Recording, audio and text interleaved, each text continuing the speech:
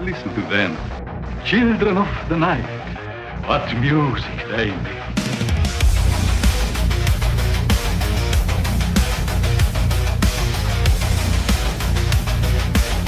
They will be destroyed.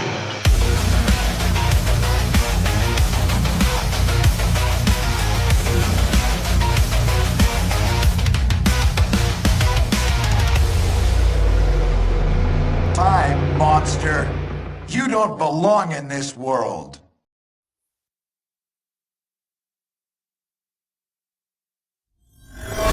Hail, fellow travelers! It is I, Tim from Secret Fire Books, accomplished hedge wizard and loyal acolyte of the great old ones. I've come to make a sort of public service announcement for those of you who, like myself, enjoy reading the fiction of the late great author Howard Phillips Lovecraft. For you see, there is a devious charlatan at work in this material plane, one who chooses to pass off his own subpar weird fiction stories as those written by the true master himself. He goes by the diabolical name of August Derleth. What's that, you say? Derleth passed away in 1971? Yes, that's exactly what he wants you to think, but it matters not. His evil schemes are still at work in this world, and I myself very nearly fell prey to them just a few weeks ago. I make this video, of course, so that you may be better armed against such diabolism and won't stumble into the same trap that I foolishly wandered into. I'm, of course, talking about this book. Behold, The Shuttered Room and Other Tales of Horror by H.P. Lovecraft, when in fact, if you look closely at the cover, you will see underneath Mr. Lovecraft's name in tiny, tiny letters, the true name of the true author of this terrible work. It's something that I actually didn't see myself until I had already started reading this book. So I got into reading H.P. Lovecraft back in my early 20s, which was around the same time I got into reading Robert E. Howard as well. And their combined short stories got me out of a really bad reading slump that I was in at the time. And with that newfound love of reading, I would eventually start this YouTube channel almost a decade after the fact. So H.P. Lovecraft is a very important writer to me. That said, there are a lot of his short stories that I haven't gotten around to yet.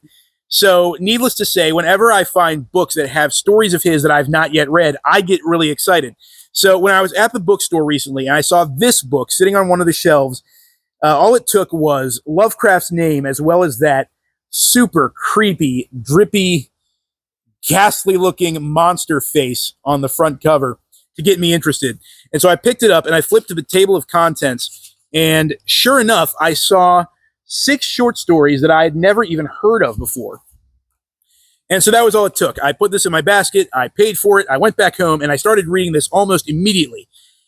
And then when I had finished the first short story, The Shuttered Room, I thought to myself, that didn't seem like a Lovecraft story.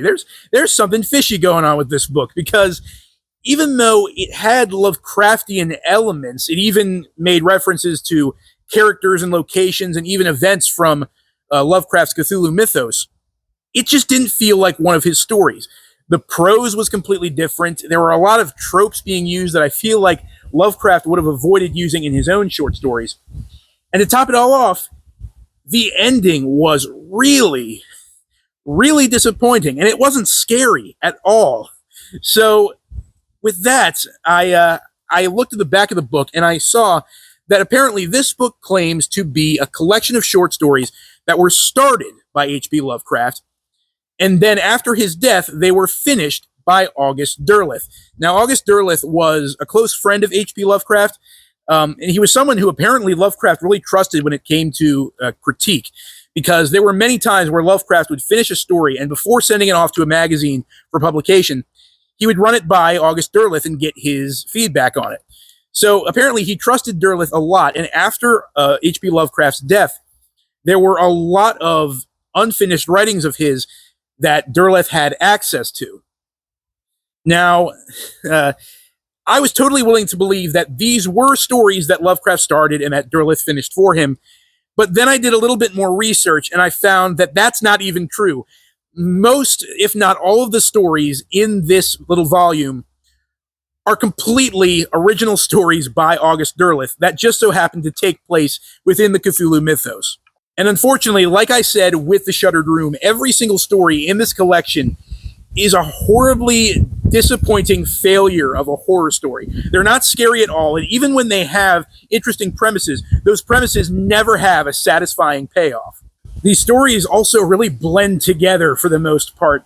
Half of the stories in this collection have the same exact premise, the same hokey, stereotypical horror story premise of the main character moving into a spooky old house that they inherited from a deceased relative of theirs and getting into all kinds of supernatural shenanigans along the way. And this gives August Derleth an excuse to make his main characters distant relatives of the Whateleys or the Gilmans or the other prominent families from the Cthulhu mythos, and to tell stories that imply that the horrors that happened in those old short stories are still happening in these new ones. And I'm assuming that he does this to kind of integrate his own fiction into the Cthulhu mythos and build upon it, but it comes off more as H.P. Lovecraft fan fiction. That's the best way I know to describe this book. It is professionally published H.P. Lovecraft fan fiction.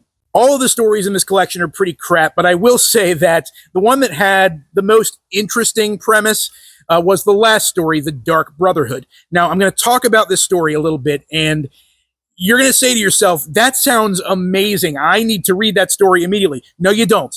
I'm going to explain the premise of this story, and no matter what I say, keep in mind that this goes nowhere. August Derleth does nothing with this amazing premise. The Dark Brotherhood is a story in which aliens attempt to take over the world by using clones of Edgar Allan Poe. I know it sounds amazing, but I promise you, this story goes nowhere. It has no satisfying payoff. It was totally not worth the read. As for what I thought was the worst story, that easily goes to the shortest story in the collection, The Fisherman of Falcon Point. This is a very, very short story. It's only about 5 pages long. And it's not that it's offensively bad or anything. It is just an absolute nothing burger of a story. It goes absolutely nowhere. And only 3 sentences into the story, I knew exactly what was going to happen. There's no shock. There's no horror. Like I said, it's just a nothing burger. This story, I will say, was inspired by a little bit of H.P. Lovecraft's writing. Apparently, it was based on a single sentence that August Derleth found in one of Lovecraft's notebooks that read something along the lines of, a coastal fisherman goes fishing in an unusual spot. This is what he finds. That's roughly the premise of this story. If you know anything about H.P. Lovecraft, if you know anything about the Cthulhu mythos, and if I've done a good job of describing how hackneyed and tropey August Derleth's writing is, then you know exactly where this story is going. And it doesn't go anywhere interesting. Like I said, it's just an absolute nothing burger. It's not worth the 5 pages of paper and ink that were used to print it. You know, honestly, if it wasn't for this awesome front cover, I would have no problem taking this to another used bookstore and turning it in for a few dollars in store credit. Either that or giving it to a friend of mine and, passing the curse on to someone else. But no, I like the cover, so it's going to stay in my collection for now. I've never read any of August Derleth's non-pastiche fiction, so I don't know how well this represents his output in general. I'm assuming there's got to be some kind of merit to his writing. He was a frequent contributor to pulp magazines. There's a lot of books that published his work, so I'm sure I'll give him another chance at some point. That said, if you're a fan of H.P. Lovecraft and you ever see this book at the store, just give it a pass. It's not worth your time or your money. In fact, you're probably better off just rereading any of the actual H.P. Lovecraft books you have back at home. But then again, maybe I'm way off. Let me know in the comments below. Have you ever read The Shuttered Room and Other Tales of Horror? What did you think of it? Regardless, I hope you'll join me in the next video. Until then, as always, farewell and keep reading. All right, let's get out of here. Scrum!